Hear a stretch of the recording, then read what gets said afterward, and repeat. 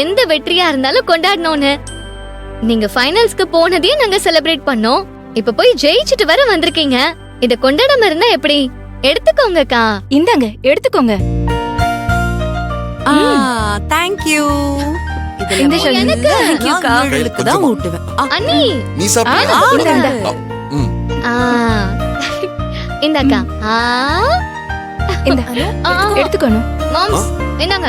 போதும் சாப்பிட்டேன். ஒரு வாய். அத்தை இந்தாங்க. ஐயோ அண்ணி, உங்களுக்கு விஷயம் தெரியாதா? சுகர் பேஷண்ட் அவங்க லட்டுல சாப்பிட கூடாது.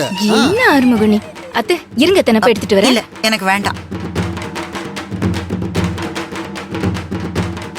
என் கையில சும்மாவே உன்னை கையில பிடிக்க முடியாது. இப்ப நீ ஜெயிச்சிட்டு வேற வந்திருக்க. உன் கால் தரையில படாதே, வானத்துல அப்படியே பரப்பியே. அக்கா, பெரியம்மா, நாங்க இந்த வெற்றியை கொண்டாடல. ஜெயிச்சதுக்கு சின்னதா சந்தோஷப்படுறோம், அவ்வளவுதான். ஏன்னா இனிமே எல்லா விஷயத்திலயும் ஜெயிக்க வேண்டியது இருக்கு. இன்னும் எவ்வளவோ இருக்கு பெரியம்மா.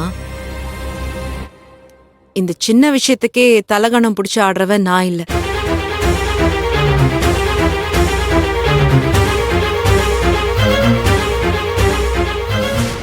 அண்ணி, மூர்த்தி ஃபோன் பண்ணானா? இல்ல கையன், அவரு ஃபோன் பண்ணல. சரி, நான் காலையில வாய்ஸ் நோட் போட்டேன்ல, அதை பார்த்தானா? இல்ல கையன், அவர் இன்னும் பார்க்கல. வேலையில இருந்திருப்பாரு. என்ன இவன் இப்படி பண்ணிட்டு இருக்கான்? சரி, ஃபோன் தாங்களே. இதோ.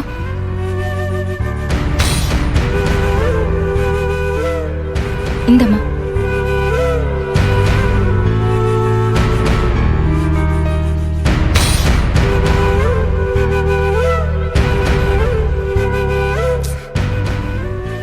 எடுக்க மாட்டேங்கிறான்.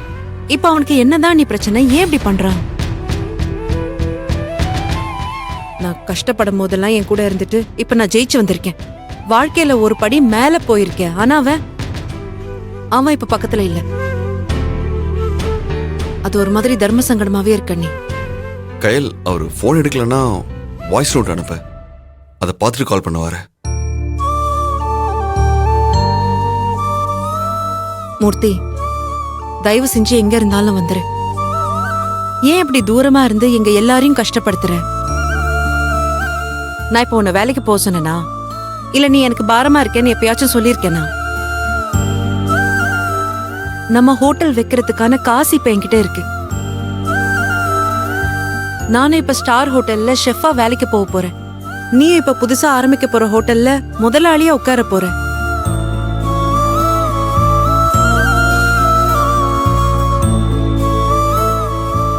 சில பேரு நீ முதலாளி ஆக முடியாது, உனக்கு அந்த ராசியே இல்லைன்னு சொன்னாங்க. அவங்க முன்னாடி எல்லாம் நீ ஓனர் சீட்ல உட்கார்ந்து காட்டணும். நீ என் வாய்ஸ் நோட் கேட்டதும் உடனே எனக்கு கால் பண்ணு. என் கையில ஏன் சுத்தி வளைச்சு குத்தி காட்டி பேசிட்டு இருக்க?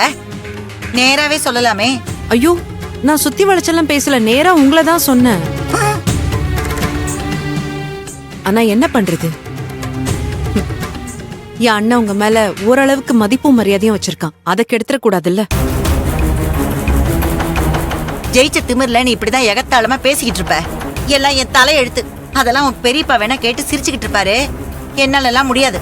ஒரு நிமிஷம் கூட நான் அந்த வீட்டுல நிக்க மாட்டேன். வயசுக்கு மரியாதை கொடுத்து எப்ப பார்த்தாலும் அவமானப்படுத்தி. இன்னைக்கு நேத்தா பாக்குற இந்த விஷயத்த வரும்போதெல்லாம் அவமானப்பட்டுதான் போறேன். அந்த மனுஷன் அவங்க கோச்சிட்டு எல்லாம் போலமா, நம்மளால சந்தோஷமா இருக்கல, அதை பார்க்க முடியாம போறாங்கம்மா. நீங்க கவலைப்படாதீங்க, ஃப்ரீயா விடுங்க. சிஸ்டர், சொன்ன மாதிரி ஜெயிச்சு பணத்தை கொண்டு வந்துட்டீங்க. அடுத்து எப்போ ஹோட்டல் ஆரம்பிக்க போறோம்? எப்போவா? இப்பவே அதுக்கான வேலையெல்லாம் ஆரம்பிச்சிடணும். நேரா அந்த ஹோட்டல் ஓனரை போய் பாக்குறோம், பணத்தை கொடுக்கறோம், சாவியை வாங்குறோம். அதுதான் முதல் வேலை. கையன், என் கூட வாங்க. எதுக்கு நீ? தம்பி, நீங்களும் வாங்க. அக்கா, எதுக்கு? வாங்க சொல்றேன். வரோம், வா.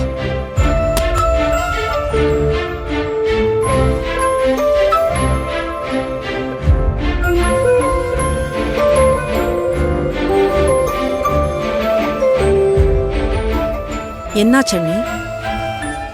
கையன், அவசரப்படாத. இப்போ உடனே ஹோட்டல் ஆரம்பிக்கணும்னு என்ன அவசியம் இருக்கு? இப்பவும் சொல்றேன், எனக்கு ரொம்ப குற்ற உணர்ச்சியா இருக்குமா. தயவு செஞ்சு நீங்க ஜெயிச்ச இந்த 5 லட்சம் ரூபாயில தம்பிக்கு டிராவல்ஸ் வச்சு கொடுத்துரு. ஹோட்டல்லாம் அப்புறம் பாத்துக்கலாமே. அதான் உங்க அண்ணன் வெளியூர்ல போய் வேலை பாக்குறாருல, அதுல வர பணத்தை வச்சு அப்படியே கொஞ்சம் கொஞ்சமா நாங்க முன்னேறிக்கிறோம். நீ தம்பிக்கு கொடுத்த வாக்க காப்பாத்தணும். அவரும் அவங்க அம்மா கிட்ட சவால் விட்டுட்டு வந்திருக்காரு. அவரும் ஜெயிக்கணும்ல. நான் ஏதோ அந்த சமயத்துல முட்டாள்தனமா நடந்துக்கிட்டேன். அண்ணி, நீங்க அன்னைக்கு கோவப்பட்டு சண்டை போட்டதுனால நான் இன்னைக்கு இதை செய்யல. உண்மையாவே என் அண்ணனும் அண்ணியும் ஜெயிக்கணுங்கிறதுக்காக தான் நான் இதெல்லாம் செய்யறேன். உங்களுக்கு ஹோட்டல் வச்சு கொடுத்துட்டா கண்டிப்பா நீங்க நல்ல நிலைமைக்கு வருவீங்க. நீங்க மட்டும் இல்ல, நம்ம குடும்பத்தோட நிலைமையும் மாறும். உங்ககிட்ட உழைப்பு இருக்கு, மூர்த்தி கிட்ட திறமை இருக்கு. இது ரெண்டும் சேர்ந்தா கண்டிப்பா வெற்றி கிடைக்கும். தயவு செஞ்சு இது வேண்டான்னு மறுக்காதீங்க. அது எனக்கு கஷ்டமாயிடும், புரிஞ்சுக்கோங்க.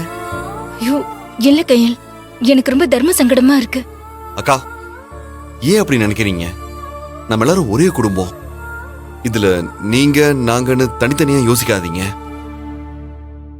இங்க பாருங்கக்கா, நம்ம யாரு முதல்ல முன்னேறினாலும் அது நம்ம ஒட்டுமொத்த குடும்பத்துக்குமே நல்லதுதான். நீங்க ஜெயிச்சா நாங்க ஜெயிச்ச மாதிரி, நம்ம குடும்பம் ஜெயிச்ச மாதிரி. அண்ணி, தேவையில்லாம எதுவும் யோசிச்சுட்டு இருக்காதீங்க.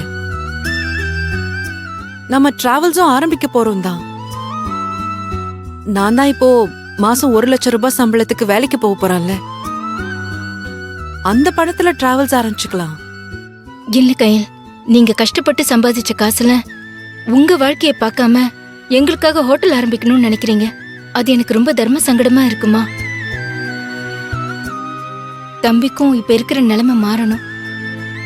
நம்ம குடும்பமும் நல்ல நிலைமைக்கு வரணும்னா அந்த பணத்துல டிராவல்ஸ் ஆரம்பிக்கிறது தான் நல்லதுன்னு படுது எனக்கு. அண்ணி, இவ்வளவு நேரம் நாங்க என்ன சொல்லிட்டு இருக்கோம், நீங்க அதை புரிஞ்சுக்காம குற்ற உணர்ச்சி, தர்ம சங்கடம்னு திரும்ப திரும்ப அதையே பேசிட்டு இருக்கீங்க. முதல்ல இப்படி யோசிக்கிறத விடுங்க. உங்க யோசனை நம்மளெல்லாம் பிரிக்கிற மாதிரி இருக்கு. நாம எல்லாரும் ஒரே குடும்பம் அண்ணி. எழில் இப்ப சொன்னதை கேட்டீங்கல்ல, டிராவல்ஸ் ஆரம்பிக்கிறத விட மூர்த்திக்கு முதல்ல ஹோட்டல் வச்சு கொடுக்கணும்னு தான் இப்ப அவனும் ஆசைப்படுறான். ஏன் அண்ணி, நீங்களும் மூர்த்தியும் ஹோட்டல் ஆரம்பிச்சு ஒரு நல்ல நிலைமைக்கு வந்தீங்கன்னா என்னையும் எழிலையும் பாத்துக்க மாட்டீங்களா? ஐயோ என்ன கையல் இப்படி எல்லாம் பேசுற? உங்களை பாத்துக்காம நாங்க யார பாத்துக்க போறோம்? அப்புறம் என்ன அண்ணி, இப்ப ஹோட்டல் ஆரம்பிச்சா கூட நாங்க ஒரு நல்ல நிலைமைக்கு வர வரைக்கும் நம்ம எல்லாரும் சேர்ந்து நல்லபடியா பாத்துக்கலாமே. நானும் அந்த ஷெஃப் வேலையை பாத்துக்கிறேன், நல்லா இருக்கும்ல.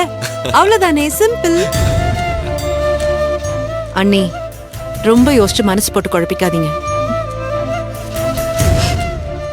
இது எல்லாத்துக்கும் நான் என்ன கைமாறு செய்வேன், எப்படி நன்றி சொல்லுவேன்னு கூட தெரியல. எனக்கு எதுக்கு நீ நன்றி எல்லாம் சொல்றீங்க?